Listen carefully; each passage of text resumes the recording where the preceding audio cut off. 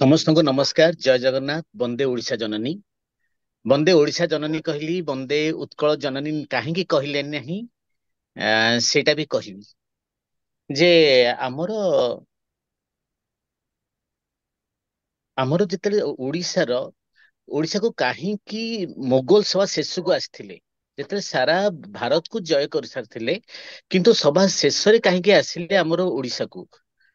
ଦ୍ୱିତୀୟ ପ୍ରଶ୍ନ ଯେ ଆମର ଇଂରେଜ ମାନେ ପୁରା ଭାରତ ସାରା ଶାସନ କରିବା ସତ୍ତ୍ୱେ ବି ଓଡିଶାକୁ ସଭା ଶେଷରେ ଆସିଥିଲେ। ଉତ୍ତର ଆମେ ସମସ୍ତେ ଜାଣିଛୁ ଯେ ଉତ୍ତର ହଉଛି ଯେ ଆମର ଯୋଉ ରହିଥିଲା, ଆମର ଯୋଉ ଭାରତୀୟ ସଂସ୍କୃତି, ଭାରତୀୟ ମାନଦଣ୍ଡ ଏତେ ବଳିଷ୍ଠ ଥିଲା ଓଡିଶାରେ, ଯୋଉଥିପାଇଁ କି ବାହ୍ୟ ଅଣ ଭାରତୀୟ ଶତ୍ରୁ ମାନେ ସେତେବେଳେ ସେମାନେ ଆସିପାରୁନଥିଲେ। ଏତେ ବିଳମ୍ବ ହେଲାଣି ଯେ ମୋର ରୋଗୀ ମାନେ ମତେ ଅପେକ୍ଷା କଲେଣି, ଶୀଘ୍ର ଯିବାର ଅଛି। ତେଣୁ ମୁଁ ବହୁତ କମ ରେ କହିଦଉଛି। ତ ସେଥିଲାଗି ବାହ୍ୟ ଶତ୍ରୁ ଆସିପାରୁନଥିଲେ, କିନ୍ତୁ ଆମେ ପରାସ୍ତ ହେଲୁ କାହା ଆଗରେ? ନିଜର ଭାରତୀୟ ଅଣ ଓଡିଆ ମାନଙ୍କ ଆଗରେ ଆମେ ତାଙ୍କ ଷଡଯନ୍ତ୍ର ଆଗରେ ପରାସ୍ତ ହେଇଗଲୁ। ଆମେ ବାହ୍ୟ ଶତ୍ରୁର ଖମାଣ ଆଗରେ ଆମେ ପରାସ୍ତ ହଉନଥିଲୁ, ତାଙ୍କର ଖଣ୍ଡା ଆଗରେ ପରାସ୍ତ ହଉନଥିଲୁ। ଆମର ଯୋଉ ଦ୍ୱନ୍ଦ ଯୁଦ୍ଧ କରିବା ପାଇଁ ଆମର ପାଇକ ସେନା ବଢିଆ ଥିଲେ। ତା ଛଡା ଆମର ଇଏ ବି ମୂଳଦୁଆ ବି ଭଲ ଥିଲା। କାହିଁକି ନା ଦେଖନ୍ତୁ, ଆମର ଭାରତରେ ଯେତିକି ଶାସ୍ତ୍ରୀୟ ସଙ୍ଗୀତ ଅଛି ମାତ୍ର ତିନୋଟି ପ୍ରକାରର ଅଛି, ଯୋଉଥିରୁ ଗୋଟିଏ ହଉଛି ଓଡିଶାରେ, ସେଟା ହଉଛି ଓଡିଶୀ। ଭାରତରେ ଯୋଉ ଶାସ୍ତ୍ରୀୟ ଭାଷା ଯୋଉ ଛଅଟି ଯୋଉ ରହିଛି, ତା ଦେହରୁ ଗୋଟିଏ ହଉଛି ଓଡିଆ ଭାଷା। ଭାରତରେ ଯେତେ ପ୍ରାଦେଶିକ ଇଏ ଅଛି, ପାଣ୍ଡୁଲିପି ଲେଖା ହେଇଛି, ସବୁଠାରୁ ଅଧିକ ପାଣ୍ଡୁଲିପି ବାହାରିଲା, ଏଇଟା ହଉଛି କେନ୍ଦ୍ର ଗଣନା କରିଛି। ଓଡିଶା ଲୋକମାନେ ଗଣନା କରିନାହାନ୍ତି। କେନ୍ଦ୍ର ସରକାର ଦ୍ୱାରା ଯୋଉ ଗଣନା କରାଗଲା, ସେଥିରେ ପାଣ୍ଡୁଲିପି ଦେଖାଗଲା ଯେ ଓଡିଆର ସବୁଠି ଅଧିକ ଅଛି। ଅର୍ଥାତ୍ ଓଡିଆ ଲୋକମାନେ ସେତିକି ସେତେବେଳେ ଶିକ୍ଷିତ ଥିଲେ। ଭାରତୀୟ ଶାସ୍ତ୍ର ଅନୁସାରେ ସେମାନେ ସବୁଠାରୁ ଉଚ୍ଚ ଶିକ୍ଷିତ ଥିଲେ। ହେଲେ ସବୁଠୁ ଅଧିକା ପାଣ୍ଡୁଲିପି ପ୍ରାଦେଶିକ ହେଲା। ସମସ୍ତେ କହିପାରନ୍ତି ସଂସ୍କୃତ ବି ନାଇଁ, ସଂସ୍କୃତ ଟା ସବୁ ଅଞ୍ଚଳକୁ ଥିଲା, ସେଟା ପ୍ରାଦେଶିକ ନଥିଲା। ଆଉ ସଂସ୍କୃତର ଅନେକ ପାଣ୍ଡୁଲିପି ଓଡିଆ ମାନେ ମଧ୍ୟ ଲେଖିଥିଲେ। ତେଣୁକରି ପ୍ରାଦେଶିକ ହିସାବରେ ଦେଖାଯିବ, ତାହେଲେ ସବୁଠୁ ଅଧିକା ପାଣ୍ଡୁଲିପି ଲେଖିଥିଲେ ଓଡିଆରେ ଲେଖା ହେଇଥିଲା। ତେଣୁକରି ଓଡିଆ ହଉଛି ସବୁଠାରୁ, ଓଡିଶାର ଲୋକମାନେ ସବୁଠାରୁ ଶିକ୍ଷିତ ଥିଲେ। ପୁଣି ସେମାନେ ଏତେ ବୀର ପରାକ୍ରମୀ ଥିଲେ ଯେ ଏତେ ଯୋଉ ସାମୁଦ୍ରିକ ଝଡ ଆସୁଛି, ପ୍ରତି ବର୍ଷ ଆମର ଝଡ ଆସୁଛି ଆମେ ଦେଖୁଛୁ, ତା ଦେହରେ ସେମାନେ ବୋଇତ ବାଣିଜ୍ୟ କରିକି ଅଗ୍ରଗଣ୍ୟ ହେଇଥିଲେ। ତେଣୁ ତାଙ୍କୁ ସେମାନେ ମାନେ ସେମାନେ କେତେ ସାହସୀ ଦୁଃସାହସୀ ସେମାନେ ଥିଲେ। ତାପରେ ଏଠିକାର ଭାଷାଟା ବି ସେମାନେ ଶାସ୍ତ୍ରୀୟ କରିକି ରଖିପାରିଛନ୍ତି। ସେଇଟା ଗୋଟେ ଜିନିଷ। ତାପରେ ଗୋଟେ ଯୋଉ ଚିତ୍ରକଳାଟା, ଆମର ଯୋଉ ପଟ୍ଟଚିତ୍ର, ସେଇଟା ହଉଛି କେତେ ଶାସ୍ତ୍ରୀୟ, ପୁରା ଗଣିତ ମତେ ସେଇଟା ହେଇଛି। ସେଇଟା ତ ଆମେ ଆଉ ଦିନ ବି କଥାବାର୍ତ୍ତା ହେବା ଆଗାମୀ ଦିନରେ। ତାପରେ ଏଇଟା ସେଇ ସ୍ଥାନ ଯୋଉଠି କି ମନ୍ଦିର କଳାଟା, ମନ୍ଦିର ଭାସ୍କର୍ଯ୍ୟଟା, ଯୋଉ କଳିଙ୍ଗନ architecture of the temple architecture, ସେଇଟା ହଉଛି ସବୁଠାରୁ ଉନ୍ନତ ବୋଲି ସ୍ୱୀକାର କରାଯାଇଛି। ଯୋଉ ଆମର ଉତ୍ତର ଭାରତୀୟ, ଦକ୍ଷିଣ ଭାରତୀୟ ଯୋଉ ସବୁ ବିଭିନ୍ନ ପ୍ରକାର ଅଛି, ତା ଦେହରେ ହଉଛି ଆମର ଏଇଟା ହଉଛି ସବୁଠୁ ସମୁନ୍ନତ ହଉଛି କଳିଙ୍ଗନ ଆର୍କିଟେକ୍ଚରଟା। ତାର ଯୋଉ ଗର୍ଭଗୃହ ହବ, ତାର ଯୋଉ ଗୋଟେ ଏମିତି ସବୁ ଅଛି ତାର। ତ ଏଇ କ୍ଷେତ୍ରରେ ସେତିକି ପରେ ଉନ୍ନତ ଥିଲେ ବୋଲି ବାହ୍ୟ ଶତ୍ରୁ ଆସିପାରୁନଥିଲେ, କିନ୍ତୁ ଏମାନେ ପରାସ୍ତ ହେଲେ କୋଉଥିରେ? ନା ନିଜର, ସବୁଠୁ ଦୁଃଖର କଥା ହଉଛି, ନିଜର ଭାରତୀୟ ମାନଙ୍କ ଆଗରେ ହିଁ ପରାସ୍ତ ହେଲେ। ଭାରତୀୟ ମାନେ ହିଁ ତାଙ୍କୁ ଖଣ୍ଡ ବିଖଣ୍ଡିତ କରିବାଟା, ତାଙ୍କର ଯୋଉ ସେ ଖଣ୍ଡ ବିଖଣ୍ଡିତ ଯେତେବେଳେ ଇଂରେଜ କରିଛି, ସେତେବେଳେ ତାର ସୁଯୋଗ ନେଇଛନ୍ତି ଅଣ ଭାରତୀୟ ମାନେ, ଅଣ ଭାରତୀୟ ଅଣ ଓଡିଆ ମାନେ। ଆଉ ସେମାନଙ୍କର ଷଡଯନ୍ତ୍ରରେ ଆମେ ସବୁ ତଳିତଳାନ୍ତ ହେଇଯାଇଛୁ। ଏଇଟା ହିଁ ବାସ୍ତବିକତା ଯଦି ଆମେ ଦେଖିବା। ତ ଆପଣ ଦେଖନ୍ତୁ, ସେଠି ଯେତେବେଳେ ଇଂରେଜ ଆସି ପହଞ୍ଚିଛନ୍ତି, ତାଙ୍କୁ ଯେତେବେଳେ ଆମର ପଡୋଶୀ ରାଜ୍ୟରେ ତାଙ୍କୁ ଦିଆଯାଇଛି ଯେ ସେଟା ସେମାନେ ଶାସନ ବି କରିପାରିବେ, ସେଠି ସେମାନେ ବାଣିଜ୍ୟ ବି କରିପାରିବେ, ସେମାନେ ତାଙ୍କୁ ପ୍ରଚ୍ଛନ୍ନ ସୁବିଧା ଦେଇଛନ୍ତି। ସେତେବେଳେ ଓଡିଶାରେ ସର୍ବପ୍ରଥମ ବିଦ୍ରୋହ ଇଂରେଜ ବିରୁଦ୍ଧରେ ତେଜି ଉଠିଲା, ଯାହାକୁ ଆମେ କହିଲୁ ପାଇକ ବିଦ୍ରୋହ କହିଲୁ। ତ ସେଥିପାଇଁ ଇଂରେଜର ଆକ୍ରୋଶର ଶିକାର ହେଲା। ଏମାନେ ତାକୁ ତିନି ଖଣ୍ଡ କରିଦେଲେ। ଖଣ୍ଡେ ସେଣ୍ଟ୍ରାଲ ପ୍ରୋଭିନ୍ସ ପଠେଇଦେଲେ, ଯୋଉଟା କି ଗୋଟେ ପଶ୍ଚିମାଂଶ ଆମର ପୁରା ନେଇକି ରଖିଦେଲେ କୋଉଠି ନା ହିନ୍ଦୀ ଭାଷୀ ମାନଙ୍କ ଭିତରେ। ଉତ୍ତରଟାକୁ ରଖିଲେ ବଙ୍ଗରେ, ଯୋଉଟା କି ବଙ୍ଗଭାଷୀଙ୍କ ଭିତରେ ରଖିଦେଲେ। ଆଉ ଦକ୍ଷିଣଟାକୁ ରଖିଦେଲେ ନେଇକି ମାଡ୍ରାସରେ ଇଏରେ ରଖିଦେଲେ, ଯୋଉଟା କି ଆମର ତେଲୁଗୁ ଆଉ ତାମିଲ ଭିତରେ ରଖିଦେଲେ। ତା ଦ୍ୱାରା କଣ ହେଲା? ତା ଦ୍ୱାରା କଣ ହେଲା ଯେ ଏମାନେ ଏକଜୁଟ ହେବା ସମ୍ଭାବନା ନଥିଲା। ଯାହା ହଉ, କାଳକ୍ରମେ, ମୁଁ ନଟସେଲ ହିଁ କହୁଛି, ଯାହାର ସାରାଂଶଟା ଖାଲି କହୁଛି, ତାতে କୌଣସି ସଂଖ୍ୟା ଦଉନାହିଁ। ଏମାନେ ଯେତେବେଳେ ଏମାନେ ଏଇଟା ନିଶ୍ଚିହ୍ନ ହେଇଯାଇଥାନ୍ତା। ତା ଦ୍ୱାରା ଏଇ ଜାତିଟା ହିଁ ନିଶ୍ଚିହ୍ନ, କାହିଁକି ଭାଗ ଭାଗ କରିଦିଆଯାଇଥିଲା। କିନ୍ତୁ ସୌଭାଗ୍ୟବଶତଃ, ଦୁର୍ଭାଗ୍ୟ ତ ନିଶ୍ଚୟ ଯେ ସେତେବେଳେ ଆମର ନଅଙ୍କ ଦୁର୍ଭିକ୍ଷ ହେଲା, କିନ୍ତୁ ସେଇ ସମୟରେ ତାଙ୍କ ପ୍ରତି ଯୋଉ ଅନ୍ୟାୟ ହେଲା, ଯୋଉ ଅତ୍ୟାଚାର ହେଲା, ସେଇଠୁ ସେମାନେ ବୁଝିପାରିଲେ ଯେ ପ୍ରକୃତରେ ଆମକୁ ଏକଜୁଟ ହେବାକୁ ପଡିବ। ସେଇଠି ସେମାନେ ବୁଝିପାରିଲେ, ହୃଦୟଙ୍ଗମ କଲେ। ଆଉ ତାପରେ ଓଡିଆ ଭାଷାକୁ ଯେତେ ମାରିବାକୁ, ଓଡିଆ ତ ଅନେକ ମରିଗଲେ ସେଇ ସମୟରେ। ସେମାନେ ଅନ୍ୟ ରାଜ୍ୟକୁ ଗଲେ, କେବଳ ପାଣି ମଡିବା ପାଇଁ ଗଲେ, ମୂଲ ଲାଗିବାକୁ ଚାଲିଗଲେ ଏଇ ଜାଗା ଛାଡିକି। କିନ୍ତୁ ଭାଷାକୁ ଯେତେ ମାରିବାକୁ, ତାଙ୍କର ଦୁର୍ବଳତାର ସୁଯୋଗ ନେଇ ତାଙ୍କର ଭାଷାକୁ ବି ମାରିବାକୁ ଚେଷ୍ଟା କରାଗଲା। ସେଇ ସମୟରେ ମାନେ ମୁଣ୍ଡ ଟେକିଲେ, ଆଉ ସେଥିରେ ସେମାନେ ଏକାଠି ହେବା ଆବଶ୍ୟକ ବୋଲି ବୁଝିଲେ। ଆଉ ଯୋଉ ଯୋଉ ମନୀଷୀ, ଯୋଉ ଯୋଉ ମହାରଥୀ ମାନଙ୍କ ପାଇଁକା ଗୋଟେ ସେଇଟା ବି ନାଁ କହୁନି, ସମସ୍ତେ ଜାଣିଛନ୍ତି ସେ ବିଷୟରେ। ଆଉ ସମସ୍ତଙ୍କୁ ଆଜି ଆମେ ପ୍ରଣିପାତ କରୁଛୁ ଯେ ତାଙ୍କ ପାଇଁକା ଆଜି ଗୋଟେ ଭୂଖଣ୍ଡ ଆମକୁ ମିଳିଲା। କିନ୍ତୁ ଭୂଖଣ୍ଡ ଯୋଉଟା ବି ମିଳିଲା ସେଟା ପୂର୍ଣ୍ଣାଙ୍ଗ ମିଳିଲା ନାହିଁ, ଆମକୁ ଅଳ୍ପ ମିଳିଲା। ବହୁତ ଖଣ୍ଡ ରହିଗଲା, ସେଇ ସେଣ୍ଟ୍ରାଲ ପ୍ରୋଭିନ୍ସ କିଛି ରହିଗଲା, କିଛି ଆମର ବଙ୍ଗ ପ୍ରୋଭିନ୍ସରେ ରହିଗଲା, କିଛି ଆମର ଆନ୍ଧ୍ରାରେ କିଛି ରହିଗଲା। ତ ଆ ଦ୍ୱାରା ସେଠୁ ମତେ ଏମିତି ଲାଗେନି ଯେ ଏଟା ହଉଛି ଗୋଟେ ବିଶେଷ ଭାବରେ ଗଠନ ହେଇଛି ବୋଲି ଲାଗେନି। ମାନେ ସ୍ୱତନ୍ତ୍ର ଓଡିଶା ପ୍ରଦେଶ ଗଠନ ଯୋଉ କୁହାଯାଉଛି, ସେଇଟା ବିଶେଷ ଭାବରେ ଗଠନ ହେଇନି, ବରଂ ବିଘଟନ ହେଇଯାଇଛି। ଆମର ସାଂସ୍କୃତିକ ଓଡିଶାଟା ବହୁତ ବଡ, କିନ୍ତୁ ଦେଖିଲା ବେଳକୁ ଆମର ଯୋଉ ଆମକୁ ଯୋଉ ରାଜନୈତିକ ଛୋଟିଆ ଯୋଉ ଜାଗାଟା ମିଳିଲା ସେଇଟା ବହୁତ ଛୋଟ। ଆମେ ମାତ୍ର 2/3 ନେଇକି ଆମେ ରହିଛୁ। ଆଉ ତା ଦେହରେ ଆମେ ବାଧ୍ୟ ହେଲୁ ନିଜର ମାନେ କଣ କହିବି, ଯେତେବେଳେ ଆମେ ଦେଖୁଛୁ ଯେ ଯେତେବେଳେ ସଡିକଳା ଖରସୁଆଁରେ ଯେତେବେଳେ ଆଜି ଯେତେବେଳେ ହଉଛି ଉତ୍କଳ ଦିବସ, ଯେତେବେଳେ ଦେଖୁଛୁ ଆମେ ଟିଭିରେ, ଯେତେବେଳେ ଦେଖୁଛୁ ଯେ ସେଠି ସେମାନେ ତାଙ୍କ ସ୍କୁଲରେ ସେମାନେ ସ୍ୱତନ୍ତ୍ର ଓଡିଶା ପ୍ରଦେଶ ଗଠନଟାକୁ ସେମାନେ ଖୁସିର ସହିତ ମନଉଛନ୍ତି, ସତ କଥା ଜମା ଖୁସି ଲାଗୁନି। ମୁଁ ଭୋ ଭୋ ହେଇକି କାନ୍ଦେ। ମୁଁ ସେ ଜାଗାରେ ରହିପାରିନି, ସେ ସାମ୍ନାରେ, ଟିଭି ସାମ୍ନାରେ ରହିପାରିନି, ତାକୁ ଦେଖିପାରିନି। ହେ ଭଗବାନ, ଏଇଟା କଣ କରିଛ?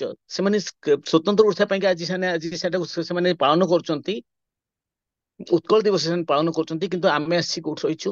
ଆମେ ଆମେ ଆସିକି ଦେଖିଲା ବେଳକୁ ସେମାନେ ତା ଭିତରେ ସେମାନେ ସାମିଲ ହେଇପାରୁନାହାନ୍ତି। ଅଥଚ ଆମ ଓଡିଶା ଭିତରେ କିଛି ଲୋକ ଥାଇକି ଉତ୍କଳ ଦିବସଟାକୁ ବିରୋଧ ବି କରୁଛନ୍ତି, କଳା ଦିବସ ବି ପାଳନ କରୁଛନ୍ତି।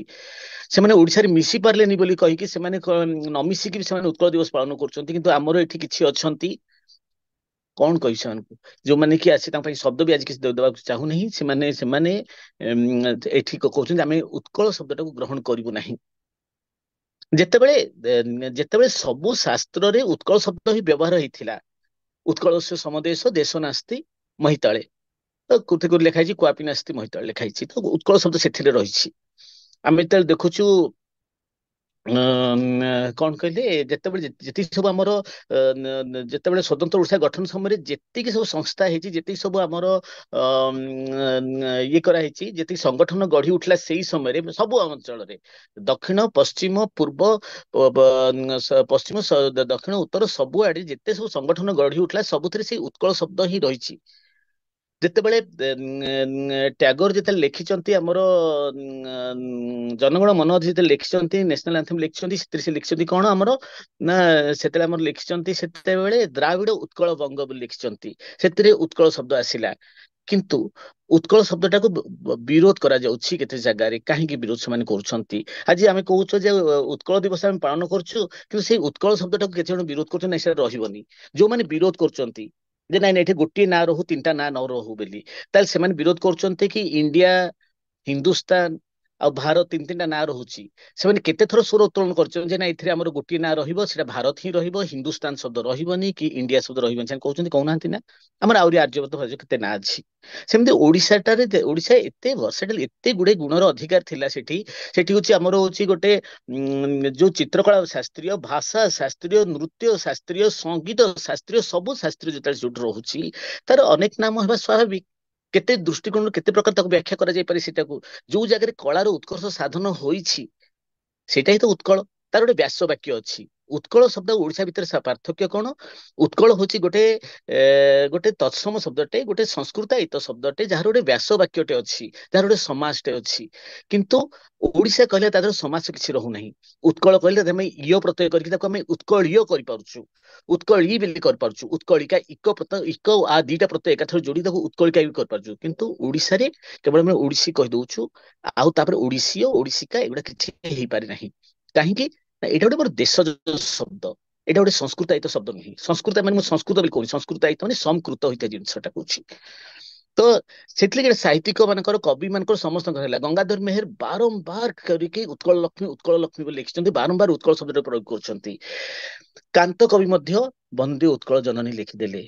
ସାଙ୍ଗେ ସାଙ୍ଗେ ବର୍ତ୍ତମାନ ଦେଖିଲା ସେଇଟାକୁ ହିଁ ବିରୋଧ କରାଯାଉଛି ଯେ ନାଇଁ, କାହିଁକି ସେଠି ଉତ୍କଳ ଶବ୍ଦ ରହିଲା, ସେଇଟା ରହିଲା।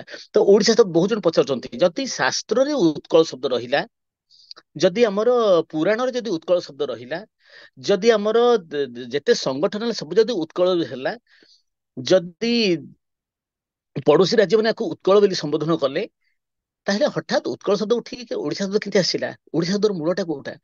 ଓଡିଶା ଶବ୍ଦ ହଉଛି ଉଡ୍ର ଦେଶରୁ ଆସିଲା ବା ଉଡିଆନରୁ ଆସିଲା। ଉଡ୍ର ଦେଶ ଉଡିଆନ କାହା ରାଜ୍ୟ ଥିଲା? ନା ଆମର ଯୋଉ ଥିଲେ ରାଜା ଇନ୍ଦ୍ରଭୂତି, ତାଙ୍କର ହଉଛି ରାଜ୍ୟର ନାଁ ଥିଲା ଉଡିଆନ। ତାଙ୍କର ଦୁଇଟି ଜାଗା ଥିଲା, ଗୋଟେ ହଉଛି ଥିଲା ସମ୍ବଲପୁର, ଆଉ ଗୋଟେ ଥିଲା ସୁବର୍ଣ୍ଣପୁର। ସେ ଦିଟାକୁ ବର୍ତ୍ତମାନ ସୁବର୍ଣ୍ଣପୁରଟା ସୋନପୁର ହେଇଗଲା, ଆଗରୁ ସମ୍ବଲପୁର ଥିଲା। ଏ ଦିଟାକୁ ମିଶିକି ହେଇଥିଲା ଆମର ହଉଛି ଉଡ୍ଡୀୟାନ, ରାଜା ଇନ୍ଦ୍ରଭୂତିଙ୍କ ରାଜା। ଆଉ ଗୋଟେ ରାଜା ଇନ୍ଦ୍ରଭୂତିଙ୍କର ଗୋଟେ ଆଉ ଗୋଟେ ଜିନିଷ ହଉଛି, ସିଏ ହିଁ ଜଗନ୍ନାଥ ନାମଟା ଦେଇଥିଲେ, ପ୍ରଥମ କରିକି ବ୍ୟବହାର କରିଥିଲେ ଜଗନ୍ନାଥ ଶବ୍ଦ। ସେଇଟା ବି ଆମେ ଗ୍ରହଣ କରୁଛୁ ଆମର ଆରାଧ୍ୟ ଦେବଙ୍କ ପାଇଁକା। ଓଡିଶା ନାଁଟା ତାର ଅପଭ୍ରଂଶ ହେଇକି, ଅପଭ୍ରଂଶ ନୁହେଁ ପରିବୃତ୍ତି ଆମେ କହୁଛୁ ବର୍ତ୍ତମାନ, ଅପଭ୍ରଂଶ ଶବ୍ଦ ବ୍ୟବହାର କରୁନୁ। ତ ସେଇ ଉଡ୍ଡୀୟାନ ଶବ୍ଦଟା, ଏଇଟା ହଉଛି ସମ୍ବଲପୁର ପାଇଁ ଗୋଟେ ଗୌରବର ବିଷୟ ଯେ ତାଙ୍କ ଶବ୍ଦଟାକୁ, ତାଙ୍କ ନାଁଟାକୁ ସାରା ଓଡିଶା ଗ୍ରହଣ କଲେ। ବାଲେଶ୍ୱର ବାଲା କହିଲେନି ଯେ ନାଇଁ ଆମେ ହଉଛି ଏଇ ଶବ୍ଦକୁ ଗ୍ରହଣ କରିପାରୁନୁ, ଏଇଟା ଆମର ନୁହେଁ। କି ଗଞ୍ଜାମ ବାଲା ବି କହିଲେନି ଯେ ନାଇଁ ଏଇଟାକୁ ଆମେ ଗ୍ରହଣ କରିବୁ, କଟକ ଲୋକ ବି କହିଲେନି ଏଇଟା ଗ୍ରହଣ କରିବୁନି। ସେ ଯଦି ବା ସେ ରାଜା ଇନ୍ଦ୍ରଭୂତିଙ୍କର ଯୋଉ ମୁଖ୍ୟତଃ ହଉଛି ସେଟା ହଉଛି ସମ୍ବଲପୁର ଆଉ ସୋନପୁର, ଆଉ ତାର ପାଖାପାଖି କିଛି ଅଛି। ଆମେ ବଣେଇ ଫଣିକୁ ବି କେତେ ନେଇପାରିବା, ଆମେ ଚାହିଁଲେ ଦେବଗଡ଼ ପର୍ଯ୍ୟନ୍ତ ବି ଆସିପାରିବା। ତ ସେଇ ଅଞ୍ଚଳ ଗୁଡିକୁ ଆମେ ସେତେବେଳେ ଉଡ୍ର ଦେଶ କୁହାଯାଉଥିଲା ବା ଉଡ୍ଡୀୟାନ ବୋଲି କୁହାଯାଉଥିଲା। ଯଦି ଆମେ ସମସ୍ତେ ତାକୁ ଗ୍ରହଣ କରିପାରିଲେ, କି ଥରେ ବି ପ୍ରତିବାଦ କରିନାହାନ୍ତି ଯେ ଆମେ ଓଡିଶା ଶବ୍ଦ ଗ୍ରହଣ କରିବୁ ନାହିଁ, କାହିଁକି ନା ଏଟା ଦେଶ ଯେ ହେଇଯାଉଛି, କାହିଁକି ନା ଏଟା ଗୋଟେ ନିର୍ଦ୍ଦିଷ୍ଟ ଅଞ୍ଚଳ, ମାତ୍ର ଦୁଇ ତିନିଟା ଜିଲ୍ଲାର ଶବ୍ଦଟି, ଏଇଟା ହଉଛି ସମଗ୍ର ଓଡିଶା ପାଇଁ ବ୍ୟବହାର ହେଇପାରିବନି, ସମଗ୍ର ରାଜ୍ୟ ପାଇଁ ହେଇପାରିବନି। ଯଦି କେହି କହିଲେନି, ଯଦି ଏତେ ଉଦାର ହେଇପାରିଲେ ସମସ୍ତେ, ଶେଷକୁ ଓଡିଶୀ ଯୋଉ ନୃତ୍ୟ ଯୋଉ ଆମ ଷ୍ଟେଟ ଡ୍ୟାନ୍ସ ଫର୍ମ ଟା ଅଛି, କ୍ଲାସିକାଲ ଡ୍ୟାନ୍ସ ଫର୍ମ ଅଛି, ତାର ନାଁ ବି ଯଦି ଆମେ ଦିଆଗଲା, ସେଇ ଓଡିଶୀ ହିଁ ଦିଆଗଲା। ତାପରେ କେମିତି ଆମେ ଓଡିଶୀ ଭାସ୍କର୍ଯ୍ୟ ବୋଲି କହିଲା, ସବୁଥିରେ ଆମେ ନିଜକୁ ପରିଚୟ ବି ଦେଇଦେଲୁ, ଆମେ ଓଡିଆ ବୋଲି କହିଦେଲୁ। ସେତେବେଳେ କେହି ଭାବିଲୁନି ଏଇଟା ସମ୍ବଲପୁରର ଶବ୍ଦ, ଆମେ କାହିଁକି ବ୍ୟବହାର କରିବୁ। ତାହେଲେ ଆଜି କାହିଁକି ପ୍ରଶ୍ନ ଉଠୁଛି ଯେ ଉତ୍କଳ ଶବ୍ଦ ଆମେ ଏଇଟା ଅମୁକ ପ୍ରାନ୍ତର ଆମେ ବ୍ୟବହାର କରିବୁ ନାହିଁ? ଉତ୍କଳ କେମିତି ଗୋଟେ ପ୍ରାନ୍ତର କେମିତି ହେଇଯିବ? ତା ଦେହରେ ଗୋଟେ ବ୍ୟାସ ବାକ୍ୟ ଅଛି, ସେଟାର ଅର୍ଥ କରେ ଯୋଉଠି କଳାର ଉତ୍କର୍ଷ ହେଲା। ସେଇଟା ହଉଛି ତାପରେ ତାରକସି ହିଁ, କଟକର ତାରକସି ହଉ ବା କଳାର ଉତ୍କର୍ଷ, ଯେତେବେଳେ ଛନ୍ଦ ଚମ୍ପୁ ଯେତେବେଳେ ଗଞ୍ଜାମରେ ସବୁଠୁ ଅଧିକା ହେଲା, ସେଇଟା ବି ଗୋଟେ କଳାର ଉତ୍କର୍ଷ। ଯେତେବେଳେ ସମ୍ବଲପୁରୀ ଶାଢୀ ହେଲା, ସେଇଟା ବି କଳାର ଉତ୍କର୍ଷ। ଯେତେବେଳେ ସମ୍ବଲପୁରୀ ନୃତ୍ୟ ହେଲା, ସେଇଟା ବି କଳାର ଉତ୍କର୍ଷ। ଯଦି ଘୁମରା ନୃତ୍ୟ ହେଲା ଆମର କଳାହାଣ୍ଡିରେ, ସେଇଟା ବି କଳାର ଉତ୍କର୍ଷ। କଳାର ଉତ୍କର୍ଷଟି ଏତେ କଳା ଭର୍ତ୍ତି ହେଇଛି, ଗଣିଲେ ଲମ୍ବା ହେଇଯିବ। ତ ଏତେ କଥା ଅଛି। ତ ଏଇଟାକୁ ଆମେ ଉତ୍କଳ କୁହାଗଲା, ଏଇଟା କିନ୍ତୁ ନିର୍ଦ୍ଦିଷ୍ଟ ଅଞ୍ଚଳ ହେଇଗଲା। କେମିତି ସେମାନେ ଭାବୁଛନ୍ତି ଏଇଟା ହଉଛି ଠିକ ଅଛି, ତାଙ୍କ କଥାକୁ ମାନିଗଲି। ଆଉ ମୁଁ ଯେତେ ଯୋଉଠି କୁହାଉଛି, ମୁଁ ଆଉ ବନ୍ଦେ ଓଡିଶା ଉତ୍କଳ ଜନନୀ ନ କହିକି ବନ୍ଦେ ଓଡିଶା ଜନନୀ କହୁଛି। ଆଉ ଉତ୍କଳ ଦିବସ ନ କହିକି ଓଡିଶା ଦିବସ ହିଁ କହୁଛି। କିନ୍ତୁ ବର୍ତ୍ତମାନ ଆମର ସମୀକ୍ଷାର ସମୟ, ଆମେ କଣ ନିଜ ନିଜ ଭିତରେ ଝଗଡା କରୁଥିବା?